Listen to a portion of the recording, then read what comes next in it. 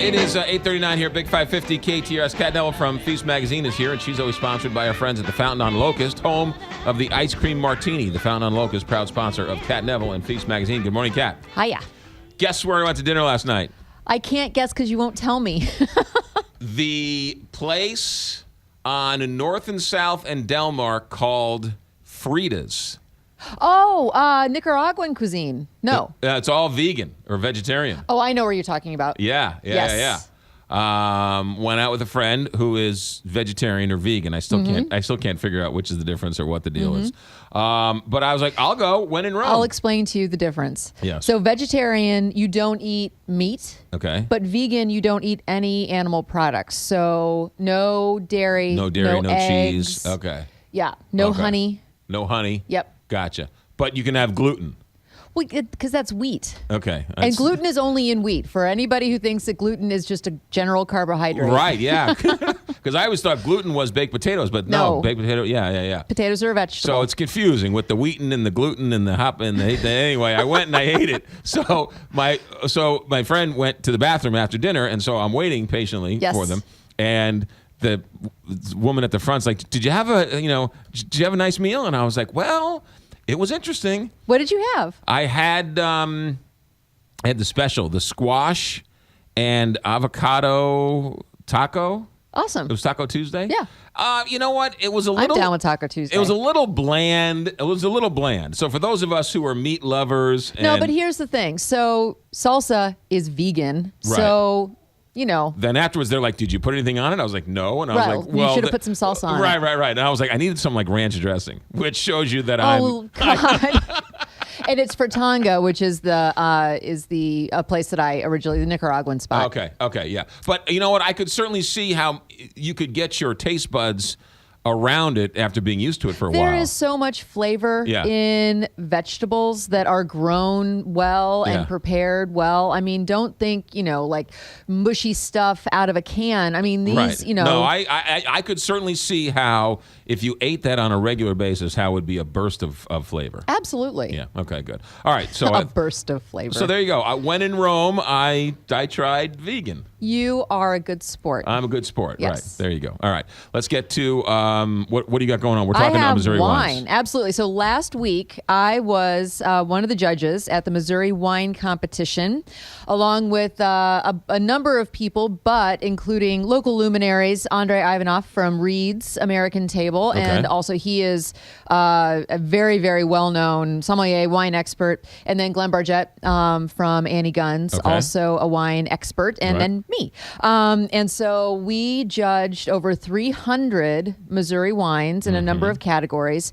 And the winners were just announced yesterday. Okay. And so I want to say shout out to... Hold on. The question. So you when you sampled 300 wines, you spit You spit them out. You start at 9 in the morning and you taste. You have a lunch break, but you taste, and it's in rounds, and it's blind, completely 100% blind. Right. And it's by varietal, by class, style of wines, this kind of a thing. And do you drink water in between? Yeah. So they out? give you water, sparkling water if you'd like crackers, things to cleanse your palate. Right. And so you might have, for example, like 9 Nortons, and so Norton is our state grape. Right. And you taste all 9 of those, and you make your notes, and it's like 1-1, 1-2. Again, everything's blind. Right. And then what you do is you go through the judges, and you either do no award, bronze, silver, or gold. And you can award no golds, you can award no silvers, you can award all silvers. There's no quotas. Exactly. But only golds advance to the final round, which then are judged as best in class, and then are up for the Governor's Cup, which is the best wine in the state, and then the Nortons receive the C.V. Riley Award. Okay. So that's the best Norton because it's the state grape. All right. So this is a big deal. It's a big deal. Okay. All right. It's a big deal. All right. We got winners? We do. So the Governor's Cup, which is the best wine in the state, for the second year in a row, went to the Vignole from St. James Winery. And St. James Winery is down 44, just past the Cuba exit. And they were founded in 1970. And the Vignole, if you've never had Vignole before, it's a white wine, and it is a hybrid, and it is well known and very prized for the extremely balanced and fruity wines, and fruity does not equal sweet. Right. Wines that this particular grape produces, and you can vinify it in a number of styles, including an ice wine style, which is where you let the grapes hang on the vine to naturally develop sugars past when you would normally harvest, or dry, fully dry. The Vignole from St. James is a semi-sweet, so that means it has a little bit, just a tiny bit of residual sugar, which helps to balance out the acidity in that white wine. And it is delicious. It has like pineapple and just like deep tropical fruit flavors, but it has a really good acidic backbone. So on a hot summer day, that is going to be a great pair with a number of dishes, but in particular be great with like spicy Asian food, or pork dishes. It's really great. All right. So St. James Winery. Second year in a row that their Vignole has won. That's a big deal. It's a big deal. Okay. And the C.V. Riley Award went to Noble Ice for its 2014 Norton. And again, Norton State Grape. And it produces these really rich and jammy and dense red wines. And Noble Ice is in Augusta. Off air, we were talking about how you recently had a chance to visit Augusta. Yeah, found a furniture store down there. Woodworkers, yep. Woodworkers Unite. I smelled the wood. But Augusta is just right down Highway 94. It is so close. It is an hour away. Yeah. And it is charming. And so Noble Ice is not in the town of Augusta. It's down Highway 94 in these beautiful rolling hills. Yes. You absolutely have got to visit. And their wines are fantastic.